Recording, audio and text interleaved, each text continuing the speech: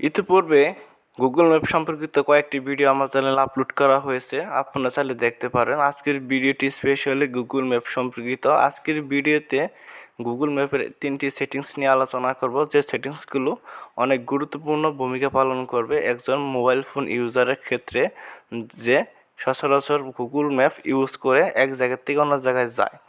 তো 3টি সেটিংসের মধ্যে প্রথম যে সেটিংসটি নিয়ে আলোচনা করব সেটি হচ্ছে লোকেশন সেভ।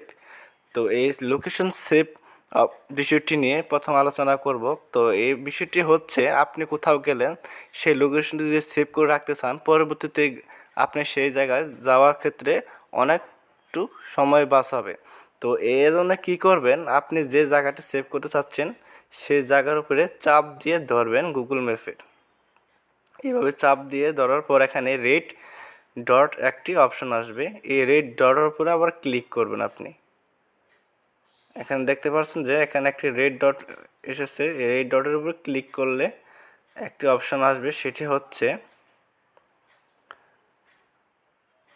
এখানে রয়েছে ডিরেকশন, স্টার্ট, সেভ, পরে আরেকটি অপশন আসবে লেভেল।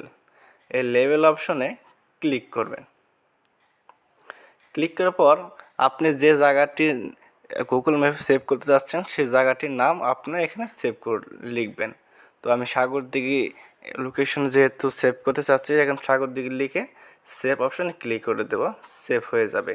তো পরবর্তীতে কী সুবিধা হবে, যখন আমি সাগরদিঘি যেতে চাইবো, এখানে সাগরদিঘি লিখে সার্চ করলে সরাসরি সাগরদিঘি সেই অপশনটি দেখাবে, এবং আমি ডিরেকশনে ক্লিক করলে কীভাবে সেখানে যাব সেটা দেখাবে।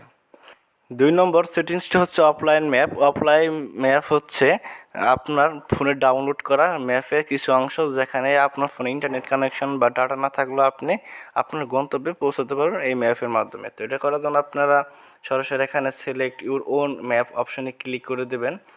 এখান থেকে আপনার যে অংশটুকু ম্যাপের আপনি ডাউনলোড করতে চাচ্ছেন সেই অংশটুকু আপনি সিলেক্ট করে নেবেন। সিলেক্ট করার পর এখানে ডাউনলোড অপশনের নিচে ক্লিক করে দেবেন। সেই অংশটি আপনার ফোনে সেভ হয়ে যাবে, এবং যখন আপনার ফোনে ডাটা কানেকশন বা ইন্টারনেট না থাকবে, তখন আপনি এই অফলাইন ম্যাপটি ব্যবহার করে আপনার গন্তব্যে খুব সহজে পৌঁছাতে পারবেন নির্বিঘ্নে।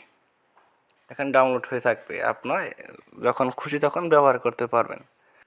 সর্বশেষ 3 নম্বর সেটিংস হচ্ছে ইওর টাইমলাইন। এই টাইমলাইন বিষয়টি হচ্ছে আপনার ফোন হাতে থাকা অবস্থায় বা আপনার সাথে থাকা অবস্থায় আপনি যে জায়গায় যাবেন সেই জায়গার একটি timeline setting day by day এখানে সেভ করা থাকবে। পরবর্তীতে আপনি যখন এই টাইমলাইনে ক্লিক করবেন, আপনি দেখতে পারবেন যে আপনি কোন জায়গা থেকে কোন জায়গায় গিয়েছেন, এবং আগে পরের দিনগুলো দেখতে পারবেন। এখানে অটোমেটিক্যালি সেভ হয়ে থাকবে।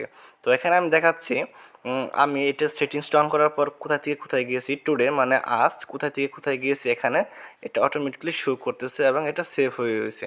এবং আপনি যদি আগের দিনের আপনার টাইমলাইন দেখতে চান, তো এখানে অ্যারোজনে ক্লিক করলে আগের দিনের টাইমলাইনগুলো এখানে শো করবে, অর্থাৎ কোথা থেকে কোথায় গিয়েছেন। ভিডিওটি ভালো লাগলে লাইক কমেন্ট শেয়ার করে দেবেন, চ্যানেলটি সাবস্ক্রাইব করে পাশে থাকা বেল আইকন বাটনটি অবশ্যই বাজিয়ে দেবেন। Thank you for watching this video.